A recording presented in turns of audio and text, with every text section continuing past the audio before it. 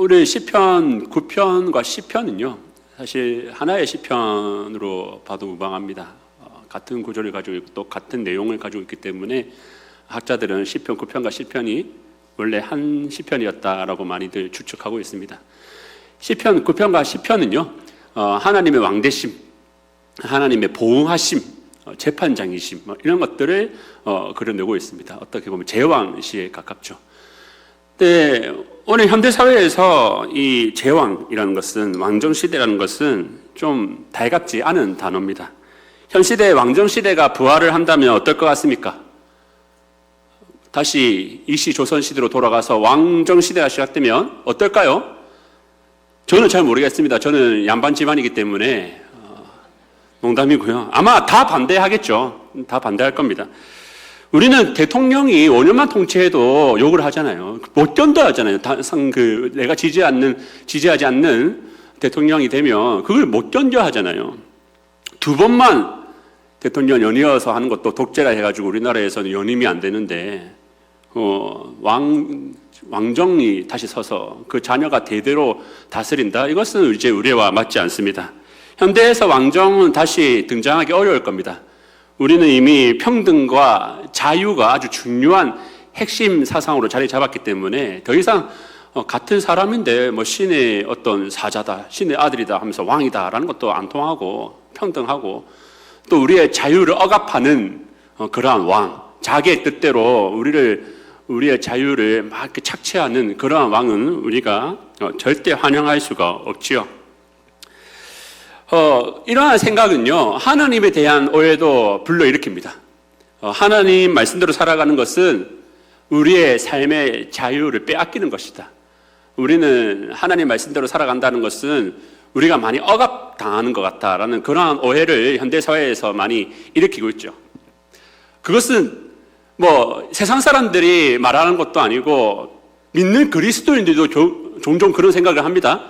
하나님 말씀대로 살아가는 게 너무 힘들어서 좀 자유를 찾고 싶다. 내가 조금만 시간을 돌리면 예수님을 죽기 직전에, 그 강도가 믿었던 것처럼 죽기 직전에 예수님 믿겠다. 그랬으면 좋겠다라고 우스갯소리로 탕자처럼 밖에 나와가지고 흥청망청 다 쓰고 돌아오고 싶다라는 그런 우스갯소리도 하곤 합니다. 물론 저도 옛날에 그랬고요. 그런데 우리가 지금 자유를 누리고 있는 것처럼 말하지만, 우리는 지금 왕이 없다고 생각하지만 우리는 진정한 의미에서 영적으로는 자유를 누리고 있지 않습니다. 우리는 이미 아담과 하와 이래로부터 이미 우리의 마음과 의지는 죄에 의해서 속박당해 있습니다. 아담과 하와가 하나님의 말씀을 믿고 하나님의 말씀에 순종한 게 아니라 사탄의 말을 믿고 사탄의 말에 순종했기 때문입니다. 그 이래로 우리의 의지는 항상 죄 가운데 속박되어 있습니다. 자유롭게 살아간다는 것은 우리의 착각이지 우리의 마음을 타고 있는, 우리는 말 같고요, 그 기술가 되어 있는 것은 항상 사탄입니다. 우리가 예를 들면 우리가 운전을 하다가라고 예를 드는 것은 제가 제일 화를 많이 낼 때가 운전할 때라서 그렇습니다. 운전을 하다가 화가 올라오잖아요. 화가 올라와가지고 창문을 내리고 야, 운전 똑바로 안 해! 라고 말하는 것이 우리의 자유처럼 느껴지겠지만, 그러한 마음을 불어넣고 창문을 내려가지고 야, 운전 똑바로 안 해! 라고 싸우려는 그러한 분노를 심어 일으키는 게 뭐라고요? 결국 우리 안에 있는 죄된 본성이라는 겁니다. 그러한 본성에 의해서 우리는 항상 그렇게 살아가고 있습니다. 예수 그리스도로 거듭나지 않은 모든 인생들은 다 죄로 말미암아 그 본성이 죄의 노예가 되어서 살아가고 있습니다. 그 누구도 자유로운 사람은 없습니다. 세상적으로도 마찬가지입니다. 우리는 세상에서 자유가 좋은 것으로 얘기하고 있죠. 하지만 그것은 어떻게 보면 매우 두려운 일과 마찬가지입니다. 여러분, 태평양이나 대서양 같이 넓은 바다에 우리가 뗏몽 하나만 의지하고 탁 떨어졌다고 생각해 보십시오. 그래서 누군가가 전화 와가지고 대서양 한복판이라면서요, 그 해 뜨는 데 보입니까? 그 해 뜨는 쪽으로 계속해서 노를 저어 오시면 땅이 보일 겁니다 라고 말하면 얼마나 좋아요. 그렇죠? 그런데 그러한 지시도 내가 자유롭게 살 거라고, 나한테 이래라 저래라 하지 말고 전화를 탁 끊어버리고 나 마음대로 노조하며 살 거야 하면 그 자유가 진정 우리에게 평안을 주느냐? 아니라는 것입니다. 우리는 곧바로 두려움과 공포에 휩싸이게 됩니다. 누군가가 어디에 땅이 있는지, 어디에 육지에 있는지 누가 가르쳐 주면 좋을 건데라는 생각이 들게 될 겁니다. 이 광활한 바다 가운데 혼자 떨어져서 자유롭게 살라는 말은 어떻게 보면 너무 두렵고 공포스러운 말이죠. 그래서 에릭 프롬이라는 사회 심리학자는 모든 사람들은 자유로부터 도피한다고 얘기했습니다. 모든 사람들은 자유를 사실 원하지 않는다. 어떤 사람을 의지하거나 어떤 물질을 의지하거나 해서 자신의 마음을 안정을 얻기를 원한다. 그 누구도 사실은 자기가 자유를 좋아한다 얘기하지만 누구를 좋아할지, 누구의 종이 될지 자유를 선택하는 것이지 자유 그 자체를 원하지 않는다고 했습니다. 그래서 여러분, 세상 사람들 보십시오. 얼마나 정치인들에게 의지합니까? 어떤 그리스도인들은 나는 우파교회 갈래, 나는 좌파교회 갈래, 예수님을 믿는 게 아니라 그런 정치인을 누구 정치인을 지지하는 것에 따라서 교회를 선택하는 그리스도인도 있단 말입니다. 그래서 나는 이 정치인이 좋아. 정치인에게 우상숭배하는 사람도 많고요. 또 돈과 물질에다가 우상숭배하면서 나는 자유롭다 하지만 그 인생 전체가 돈에 묶여서 살아가다가 평생 돈만 쫓아다니다가 아무것도 가지지 못한 채 세상을 떠는 사람들, 이 세상에 얼마나 많습니까? 헛된 명예와 쾌락을 향해서 달려가다가 인생을 낭비하는 사람 얼마나 많습니까? 고로 이 세상에 자유로운 사람은 없습니다.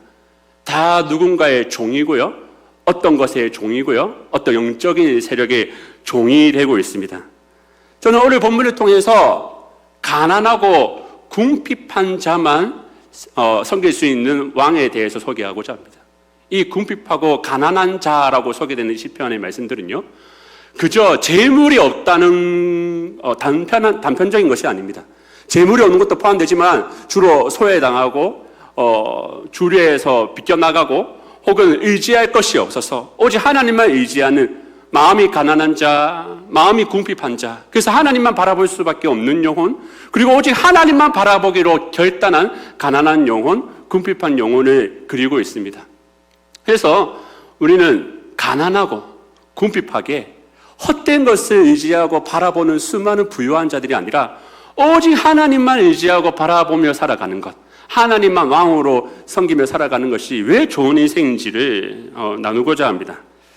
제가 아까 말씀드렸듯이 어떤 의미에서는 우리가 결코 자유롭지 않습니다. 우리는 우리의 자유를 우리가 사랑하는 것을 향해서 바치게 되어 있습니다. 저는 결혼하기 전에 이제 주말이 되면, 휴일날이 되면 어떤 자유를, 나 이제 휴일이다, 자유다라고 외치면서 어디다 자유를 썼냐면 잠자는데 자유를 썼어요. 여러분, 제가 키가 조금 큰 편인데 키 크려면 어떻게 하는 줄 아십니까? 많이 자면 됩니다. 이 큰 키는 잠에서 나왔어요. 네. 키 큰 사람들 보면 많이 작구나라는 것을 의심할 수가 있습니다. 죄송합니다. 키 크신 분들 아닌 사람도 많겠죠. 아무튼 저는 잠자는데 제 자유를 썼습니다. 방종과 게으름에다가 제 자유를 헌신한 거죠. 근데 이제 자녀들이 태어나고 나니까 이제 주말에 교회 나오지만 그래도 휴일날 자유다 싶으면 그 자유를 가지고 어떻게 하냐면 이 아이들을 데리고 키즈 카페나 유원지나 이런 데 놀러 갑니다. 사실 이렇게 아이들을 데리고 밖에 나가면요, 저 너무 피곤하거든요. 이 아들만 셋이라서 여간저간 힘든 게 아닙니다. 이거는 정말 아들 3명을 키워본 부모만 저한테 돌을 던질 수 있습니다. 진짜 힘듭니다. 진짜 어렵고요. 예. 그래서 아들 3명 데리고 밖에 나간다는 그 자체가 고난이고 고통이지만 저는 기꺼이 제 자유를 누군가가 저한테 시키지도 않고 강요하지도 않지만 제 자유를 자녀를 위해서 씁니다. 왜 그렇죠? 제가 자녀들을 사랑하기 때문에 그렇습니다. 우리는 사랑하는 대상을 향해서 자기의 자유를 쓰게 되어 있습니다. 우리 예수님 보십시오. 우리 예수님 왕이십니다. 그분은 스스로 계신 분이라서 참되게 자유로우신 분입니다. 어디에도 얽매이지 않는 분입니다. 그러나 그분은 이 하나님의 본체신데 우리를 사랑하셔서 종이 되셨습니다. 자신의 자유를 우리를 위해서 속박하셨습니다. 누군가의 말을 듣는 종의 형체, 사람의 모양으로 이 땅에 오셨습니다. 주님은 하나님 아버지의 뜻인 우리를 구원하고 우리가 하나님을 아버지라 부르는 그 영광스러운 지위와 신분을 취득하게 하기 위해서 자신의 모든 자유를 우리를 섬기는 데 오롯이 다 쓰셨습니다.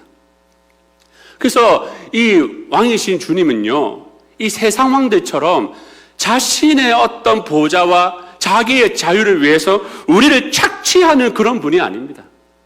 우리가 세상에서 따라가는 정치인들요, 우리 이용합니다. 우리가 사랑하는 돈, 물질, 그런 것들 우리가 영원히 못 마르게 합니다. 우리를 하여금 참된 만족과 참된 기쁨을 주려고 있는 것들이 아닙니다. 우리의 영혼을 하나같이 다 파멸시키게 합니다. 그러나 우리를 참되게 사랑하시는 분은 누구십니까? 우리 주님은 우리를 너무나도 사랑하셔서 자신의 자유를 우리를 위해서 온전히 내어주셨다는 것입니다. 그래서 우리는 지금도 예수님의 섬김을 힘입어서 신앙생활하고 있습니다. 지금도 우리가 무너지고 죄에 빠져서 시험에 들고 넘어질 때마다 예수님은 쉬지 않으시고 그의 영으로 제사장적 사역을 지금도 감당하고 계십니다. 그분은 지금도 우리를 섬기시는 제사장으로서 우리와 함께하고 계십니다. 우리의 발을 씻기시는 종의 모습으로 우리와 함께하고 계십니다. 이것은 그렇기 때문에 우리도 주님을 사랑하고 주님의 종으로서 살아가고 있는 것입니다. 이것은 죄로 인해서 강제로 속박당한 노예 의지가 아닙니다. 주님은 우리가 죄로 인해서 속박당한 노예 의지를 풀어주기 위해서, 해방하기 위해서, 자유케 하기 위해서 이 땅에 오셨습니다. 그리고 우리를 온전히 자유롭게 하신 뒤에 너희가 섬길 자를 섬기라 하시는데, 우리는 주님께 받은 은혜에 너무 감사해서 주님께서 나를 얼마나 사랑하시는지 그 은혜에 너무 감사해서 우리는 우리의 사랑을 주님 앞에 드릴 수밖에 없고 우리의 자유를 주님 앞에 드릴 수밖에 없는 것입니다. 그래서 강제적인 것이 아닙니다. 누군가가 와서 너 예수의 종이라며, 너 예수를 주라고 부른다며, 너 그 종된 상태 싫지, 너 노예로 살기 싫지 라고 누군가가 여러분들에게 말한다면 여러분들 이렇게 대답하는 사람이 있겠습니까? 저 안 그래도 예수의 종으로 사는 게 너무 힘들었습니다. 예? 저를 자유케 해주십시오. 더 이상 이제 다른 사람을 주라 부르지 않고 나를 주라고 섬기며 살아가게 해주십시오라고 할 사람 어디 있겠습니까? 아니요. 예수를 주라고 부를 수 있는 것은 내 삶의 최고의 영광입니다. 예수를 내가 주님이라 부를 수 있는 것, 고백하는 것, 그것이 내 인생의 최대 기쁨입니다. 내가 주님의 말씀을 따라서 살아갈 수 있다는 것, 내게 직분을 주신 것, 내게 사명을 주신 것, 내게 주님의 일을 주신 것, 그거는 종되고 강제적인 것이 아니라 나의 영광이고 나의 즐거움이고 사명받은 자로서 주님의 나라를 위해서 함께 초청받은 그 영광을 내가 부여받은 것은, 이것은 기쁨과 즐거움이죠. 이것은 헛된 것을 의지하지 않고 오직 주님의 나라를 의지하고 주님만이 나의 왕이시다라고 고백하는 가난하고 궁핍한 자에게만 주어지는 특권입니다. 주님을, 예수를 주라 부를 수 있는 것, 그분의 종이 되어서 그분의 일을 함께 한다는 것이 얼마나 영광스럽고 기쁜 일인지요. 그리고 이러한 우리의 왕이 보십시오. 우리의 왕은요, 정의롭고 공의로우십니다. 우리는 독재를 거부하죠. 왜 그렇습니까? 절대 권력은 절대 부패합니다. 인간의 욕심은 끝이 없기 때문입니다. 그래서 우리는 독재하면 반드시 사람이 변하는 것을 목도하게 됩니다. 그런데 하나님은 의로우십니다. 하나님은 그의 의로우심을 십자가를 통해서 드러내셨습니다. 왕은 자신의 보좌를 위해서 자기 백성들을 착취하지만 오히려 예수님은 우리의 죄를 대신 지시고 피고인의 자리에서 십자가형을 받았습니다. 하나님은 죄를 간과하지 않습니다. 하나님은 우리의 죄를 자기 아들에게 전가시켜서 그 아들을 십자가에 달리게 할 정도로 하나님은 의로우신 분이라는 것을 우리에게 말씀하십니다. 그분은 결코 이 땅에 일어나는 모든 죄악들과 우리를 환난에 빠뜨리고 자기 백성들을 괴롭게 하는 악의 세력들을 결코 간과하지 않을 것이라는 것을 우리가 알 수 있습니다. 시편 9편에서 하나님만 의지하고 바라보는 자들, 시편 9편 18절을 보십시오. 궁핍한 자가 항상 잊어버림을 당하지 아니할 것이다. 가난한 자들이 영원히 실망하지 아니하리로다. 이 마지막 두 번째, 가난한 자들이 영원히 실망하지 않을 것이다. 이걸 지적하면 가난한 자들의 소원은 망하지 않을 것이다 라는 것입니다. 그래서 하나님을 바라고 하나님을 의지하는 자들은 하나님께서 반드시 갚아주시고 그 소원을 응답해 주신다는 겁니다. 잃어버리지 않는다는 겁니다. 악인들은요, 이 의인들을 핍박하는 자로 나옵니다. 주로 어떻게 핍박하냐면, 하나님이 어디 있냐? 하나님은 보고 계시지 않는다. 하나님은 없다. 그러니 인생을 의지해라. 너희 자신을 의지하든지 아니면 다른 사람들을 의지하든지 사람들이 만들어 놓은 다른 것을 의지해라. 하나님이 없다. 그렇게 악인들은 조롱한다는 것입니다. 우리 시편 9편에서 18절에 궁핍한 자가 항상 잊어버림을 당하지 않을 것이다. 가난한 자들이 실망하지 않을 것이다. 19절에 여호와여 일어나사라고 시인이 고백하듯이 똑같이 이렇게 말씀하고 있습니다. 시편 10편에 보시면 시편 10편 11절에 보시면 악한 자들이 말하기를 하나님이 잊으셨고 그의 얼굴을 가리셨으니 영원히 보지 아니할 것이다. 하나님은 없다 하고 악인들이 말하는데, 그래서 시인 다윗이 12절에도 여호와여 일어나옵소서, 하나님이여 손을 드옵소서, 가난한 자들을 잊지 마십시오 라고 말합니다. 여러분, 의인들, 곧 마음이 가난하고 궁핍하여서 오직 하나님만 의지하는 자들은 하나님이 잊지 않으실 것이라 합니다. 하나님께서 그들의 기도를 반드시 들으시고 반드시 응답하실 거라 합니다. 반대로 악인들에게는 어떻게 합니까? 악인들의 팔을 꺾으시고 그 악을 찾아내기까지 찾으실 것이라고 시편 10편은 말합니다. 하나님의 일어나심은 우리를 보호하시고 우리의 기도를 들으시고 우리가 잊혀지지 않았다는 것에 대한 응답이 될 것이고, 또 악인들에게는 심판이 되리라는 것입니다. 이것은 우리에게 큰 위로가 됩니다.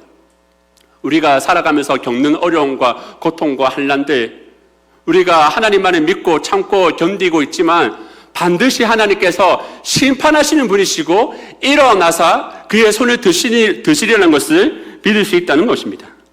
또 여러분, 세상을 보십시오. 많은 사람들이 평등하기를 원하지만 이 세상은 평등하지 않습니다. 여전히 정치인들은요, 자기가 사람들 위에 있다고 생각하고요. 우리도 그렇게 생각하죠.